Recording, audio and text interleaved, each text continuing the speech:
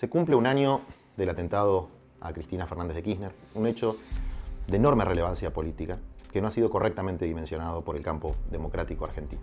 En este video vamos a exponer hechos concretos que demuestran la vinculación objetiva entre la célula operativa que perpetró el atentado, los amablemente llamados copitos, el grupo político de superficie llamado Revolución Federal, junto a otros grupos satélites, ciertos dirigentes muy relevantes de la actual oposición política, como el señor Milman, y la principal estructura de financiamiento, por lo menos la que está comprobada, el grupo Caputo, de evidentes vinculaciones con el macrismo. Los elementos vinculados al hecho se entrelazan con los dos principales candidatos de la ultraderecha argentina, sus comandos de campaña, sus entornos de acción política, con Javier Milei y con Patricia Bullrich. Nosotros somos querellantes en la causa llamada Revolución Federal, y lo somos porque yo estaba en la lista negra de las personas que ellos iban supuestamente a matar. Y a partir de eso conformamos un equipo de investigación para comprender lo que realmente estaba sucediendo en dos expedientes, el de Revolución Federal y el de los ligeramente llamados copitos, en dos expedientes que parecieran no avanzar hacia una profunda investigación para dilucidar no solamente autores materiales, sino conexiones políticas, financistas y autores intelectuales. Frente a la negligencia o complicidad de jueces y fiscales, nosotros queremos dilucidar las dos preguntas fundamentales. ¿Quién atentó contra Cristina y por qué? Antes de entrar en los hechos concretos, quiero transmitir nuestra interpretación política de los mismos. El atentado contra Cristina es el clímax en un proceso con un objetivo muy claro: descabezar, desorientar y desarmar al campo popular argentino. Al mismo tiempo, generando una suerte de hecho heroico que desinhibió completamente a las fuerzas reaccionarias que dicen explícitamente querer destruir el Estado argentino como alternativa a la innegable crisis que vivimos. El atentado cumplió su objetivo. Los sucesos posteriores demuestran la magnitud política de lo que sucedió. Cristina fue proscripta, el peronismo quedó en una situación de absoluta debilidad y las fuerzas de ultraderecha lograron avanzar hacia posiciones insospechadas. Está claro que la alianza entre grupos deshumanizados de ultraderecha y fuerzas paraestatales oscuras determinó el escenario político de nuestro país, condicionando con violencia el proceso democrático. A nuestro entender, la dirigencia política no comprende el fenómeno y lo subestiman. Hay que comprender y desenmascarar la verdadera naturaleza de estos grupos, su capacidad de penetración, sus terminales en la política institucional, nacional e internacional, y sus verdaderas intenciones. Conocemos al atacante, Sabac Montiel, y a sus cómplices más directos, Uliarte y Carrizo. Ellos tres conformaban el núcleo duro de un grupo de afinidad que fue rotulado irrisoriamente como los copitos, en un claro intento de minimizar los hechos. Con la decisión de Rivolo y Capuchetti de cerrar rápidamente la investigación y elevarla a juicio, se está obstaculizando la posibilidad de investigar todo el entramado de vinculaciones políticas y financieras que determinan los verdaderos autores del atentado y sus causas subyacentes. Y esa es la verdadera clave, porque está absolutamente claro que Montiel, Uliarte y Carrizo no eran tres loquitos sueltos. Hoy sabemos con certeza que en los días previos al atentado, en el edificio de la calle Juncal, donde vive la expresidenta, hubo una sucesión de maniobras de inteligencia con epicentro en el departamento de la famosa vecina, la señora Pinto.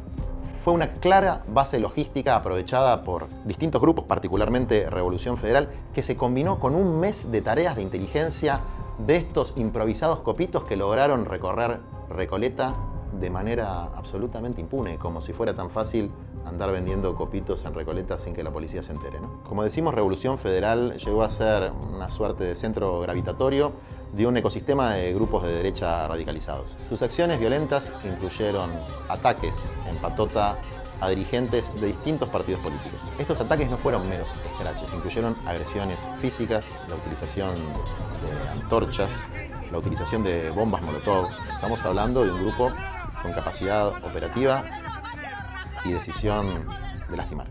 Un episodio particularmente relevante a una semana del atentado fue un intento de agresión con una bomba molotov, que casualmente se le cae de la mochila a uno de estos activistas violentos. La policía encuentra la prueba, pero lejos de investigarlo, al día siguiente lo felicitan por su accionar. Esto consta en el expediente. El accionar de la policía de la ciudad es turbio en todo este proceso. Esto incluyó agresiones que estaban filmadas contra el diputado Máximo Kirchner, contra el gobernador Axel Kicillof, la presencia de un cargador con balas en las inmediaciones de la casa de Cristina el día del episodio de las vallas. Es decir, acá hay una complicidad o una simpatía bastante explícita de la fuerza que tiene jurisdicción en el lugar donde se produjeron los hechos con los grupos radicalizados de ultraderecha. No fueron investigadas todas las pruebas y elementos que muestran la conexión entre estos grupos y estructuras vinculadas a la última dictadura militar y a los grupos carapintadas del ejército. Hubo militares retirados que aportaron conocimientos y capacidades para este accionar, como el señor Castelli y el señor Arias. Castelli era un militar en actividad que de manera un tanto silenciosa fue dado de baja del ejército después de los hechos, y Arias alegaba ser una suerte de mano derecha de Aldo Rico. Como vemos, Revolución Federal no era cualquier organización, era un grupo sofisticado, con vínculos políticos, con financiamiento y cuyos nexos con la célula que perpetró el atentado contra Cristina son evidentes y escandalosos. Vamos a reiterar algunos. Brenda Uliarte participaba de las marchas de Revolución Federal y dialogaba constantemente con sus integrantes. El grupo Revolución Federal replicaba en sus redes sociales las salidas de televisión de Brenda Uliarte antes del atentado. En los grupos de comunicación de Revolución Federal se hablaba abiertamente de matar a Cristina. Una de sus integrantes, Lidia Casiano, a la que no querían identificar y producto de la presión de nuestra querella fue finalmente identificada, ofreció su arma para matar a Cristina, arma que fue finalmente secuestrada en el marco de un allanamiento, donde también se descubrió que era instructora de tiro. Es decir, impulsaban abiertamente una acción equivalente a la que terminó ejecutando Sabac Montiel. Como dije anteriormente, todas las acciones violentas y delictivas de Revolución Federal se investigan en el Juzgado Federal número 8 y en ese expediente soy querellante porque, bueno, efectivamente aparecía como uno de sus objetivos. Lo grave es que a pesar del pedido de todos los querellantes y del evidente vínculo entre Revolución Federal y los llamados copitos, nunca logramos unificar las causas. Este es un dato clave, porque en esa causa se investigan todos los hechos violentos de Revolución Federal y sus satélites, que se produjeron a lo largo de más de un año, que tuvieron como víctima principalmente a Cristina Fernández de Kirchner. Todos los hechos, menos el más relevante, el atentado perpetrado hace un año. La única razón por la que la justicia puede ignorar todos estos nexos es una firme voluntad de que el atentado quede impune. Hablamos del vínculo entre Revolución Federal y el grupo llamado Los Copitos. Hablamos de un accionar sospechoso de la policía de la Ciudad de Buenos Aires. Y ahora queremos especificar tres vínculos claves. El primero es el vínculo con Gerardo Milman, la mano derecha de Patricia Bullrich. El segundo es el vínculo con el grupo Caputo, principal financista de esta operatoria. Y el tercero es la familia Pose, la municipalidad de San Isidro. La conducta de Gerardo Milman es lo más llamativo de esta trama. 2 días antes del atentado, Gerardo Milman les informa a sus asesoras, Ivana Bonciewicz y Carolina Gómez Mónaco, que se iba a producir un intento de homicidio contra Cristina y que él estaría en Mar del Plata para ese momento. Cuando este hecho puntual se investigó en la justicia, bueno, primero las asesoras intentaron negar su presencia en el restaurante, luego confrontadas con las filmaciones crearon otras versiones. Pero finalmente el testimonio de Ivana Bonciewicz arroja luz sobre el encubrimiento obsceno por parte de Milman y Patricia Bullrich y la destrucción de pruebas fundamentales para la causa. Al día de la fecha no se pudieron peritar ni los celulares de Milman, ni de Bonciewicz, ni de Gómez Mónaco. La limpieza del celular de Ivana Bonciewicz fue realizada a pedido de Milman en las oficinas de la fundación de Patricia Bullrich, llamada Instituto de Estudios Estratégicos. Esta institución está intervenida porque funcionó como un mecanismo de recaudación de fondos de blanqueo. ¿Y quién es el perito? Jorge Adolfo Teodoro. Este personaje que borró pruebas relevantes para una causa judicial fue funcionario de Patricia Bullrich. Fue convocado en 2022 por Jorge Macri para trabajar en el gobierno de la Ciudad de Buenos Aires y fue el representante tecnológico de Juntos por el Cambio durante las elecciones. Días antes del atentado, Milman presenta pedidos de informe en su carácter de diputado nacional directamente relacionados con lo que después sucedería. El 18 de agosto le pidió a la Agencia Federal de Inteligencia información sobre cómo sería el refuerzo de la seguridad de Cristina Fernández y de los jueces y fiscales que hacían parte de la causa Vialidad. Su argumentación se basaba en hipótesis de violencia política e incluso planteó la hipótesis de un falso ataque para victimizar a Cristina Fernández de Kirchner. como si fuera poco, casi como un adivino, cuestionaba el refuerzo de la seguridad de la vicepresidenta en un nuevo pedido de informes. El escrito tiene algunas perlitas. Afirma que Cristina nunca estuvo en peligro en su pequeña república de Recoleta. Lo finaliza con algo que puede leerse casi como una amenaza. Sin Cristina hay peronismo. Y sin peronismo hay Argentina. El financiamiento de la familia Caputo a Revolución Federal. Rosana Pía Caputo es la hermana del ex ministro de Economía Toto Caputo, el Messi de las finanzas. Y es la prima de Nicky Caputo, el hermano de alma de Mauricio Macri. Fue la señora Caputo la que contactó a Jonathan Morel, el líder de Revolución Federal. En una clara maniobra de simulación del financiamiento político a Revolución Federal, la señora Caputo encargó cientos de muebles a la carpintería de Morel, que serían utilizados en un desarrollo inmobiliario en Añelo, desarrollo que estaba a cargo de la firma Caputo Hermanos. La simulación es tan evidente que el propio Morel afirma haber aprendido el oficio por YouTube, y además la carpintería de Boulogne, donde se supone que se hizo esta enorme cantidad de mobiliario, no tiene ni el equipamiento ni las dimensiones para poder hacer nada semejante. El fraude también queda demostrado por la incompatibilidad entre la cantidad de muebles y la utilización únicamente de 3 fletes. Se necesitarían 5 fletes de la flota logística más grande de la Argentina para llevar todos esos productos. Hay que comprender para qué se utilizó realmente esta carpintería.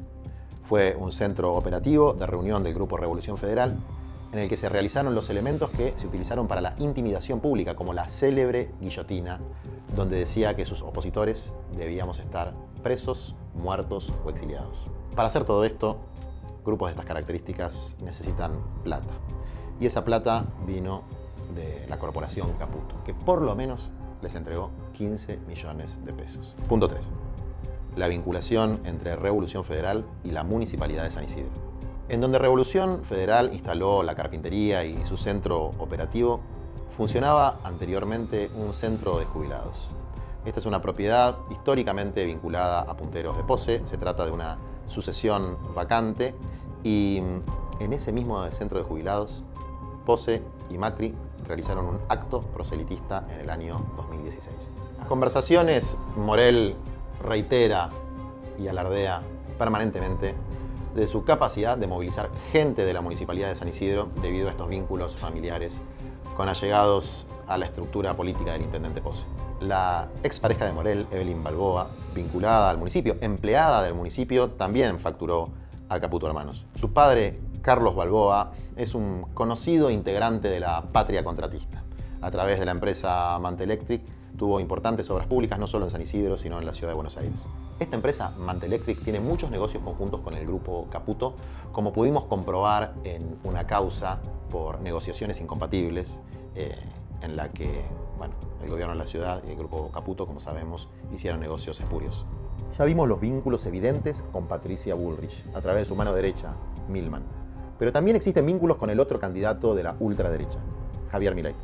Los vínculos con Javier Milei se evidencian en la incorporación a la Libertad Avanza de Sosa y Morel, los principales líderes de Revolución Federal, que estuvieron en primera fila en el acto del cierre de campaña. Más allá de la actual competencia electoral, el vínculo entre ambos partidos está sellado por la presencia de un personaje siniestro y oscuro, el señor Carroll, que fue quien los presentó en una manifestación opositora a ellos dos y a todo este ecosistema de ultraderecha. Carroll fue candidato en 2021 en el espacio de Milei, pero además se ocupó de la seguridad de varios de sus actos y también trabajó con el armado sindical de Patricia Bullrich. Por si esto fuera poco, hizo vivos de Instagram con Brenda Uliarte.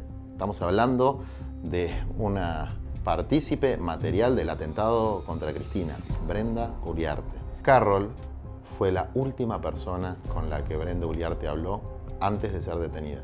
Sabac Montiel, después de haber sido detenido, presentó un escrito ante el juzgado delegando su defensa en este mismo personaje. Otro de los nexos entre los atacantes de Cristina Fernández de Kirchner y el grupo criminal Revolución Federal es Delfina Mesa, o Delfina Wagner, como se hace llamar. Es interesante este cambio de identidad. Expresa la fascinación por la raza aria y el complejo de inferioridad que impulsa a lumpenes argentinos a emular peligrosamente a las juventudes hitlerianas. Veamos los elementos probados en el expediente, más allá de cualquier interpretación. 1.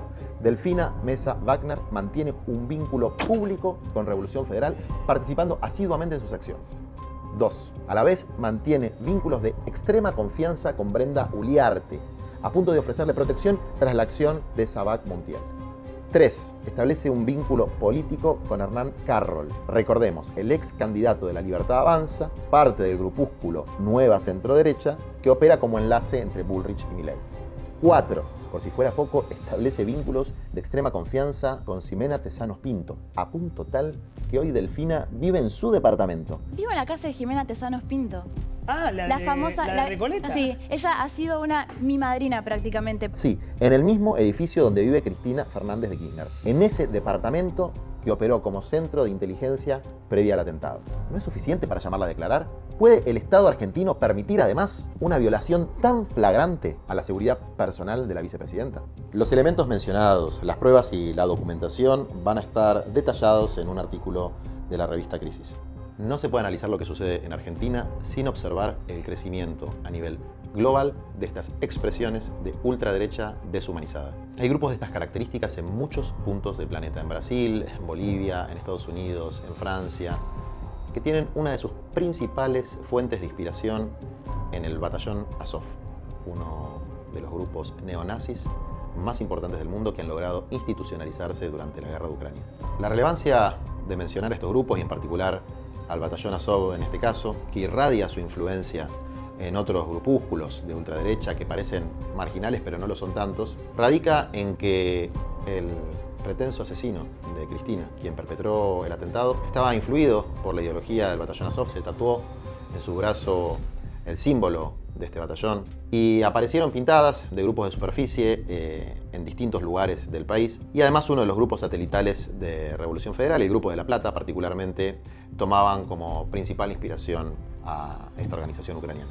Casualmente, Milman pocos meses antes viajó a Ucrania a manifestar su apoyo al ejército ucraniano y a plantear básicamente que Ucrania tenía un enemigo, que era Cristina, por su supuesto apoyo a los rusos. También otra de las grandes casualidades es que el principal financista e inspirador del batallón Azov tiene una pata en la Argentina y sus abogados son de los estudios vinculados a Mauricio Macri. Esa causa radica en el juzgado federal de Servini de Curia. En Ucrania se desarrolla una contienda geopolítica por gas, por alimentos, por posiciones de poder en el tablero mundial.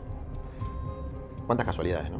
Conclusiones. El atentado no fue una acción aislada de un grupo marginal, sino el punto culminante de un proceso planificado, financiado, organizado y ejecutado con fines políticos. Los jueces y fiscales que actúan en ambas causas son los responsables institucionales del encubrimiento y la falta de verdad sobre el crimen, sea por negligencia, sea por complicidad. Las acciones de grupos de ultraderecha deshumanizados, inspirados en sus émulos internacionales, operaron como catalizadores ilegales de discursos, prácticas y personajes políticos que se fueron incorporando a fuerzas institucionales, fundamentalmente a La Libertad Avanza y un sector de Juntos por el Cambio. En ese mismo sentido, el atentado determinó un giro a la derecha de todo el sistema político y la neutralización del sector más dinámico del campo popular. El resultado de esta operación fue exitoso, en tanto cumplió con su objetivo de empoderar proyectos político-electorales de destrucción del Estado argentino. Ese éxito será completo si logra llevarlos al poder. Al menos desde la década del 30 hasta acá, la historia ha demostrado que grupos supuestamente marginales dejan de serlo cuando encuentran terminales en las estructuras consolidadas del poder político y económico.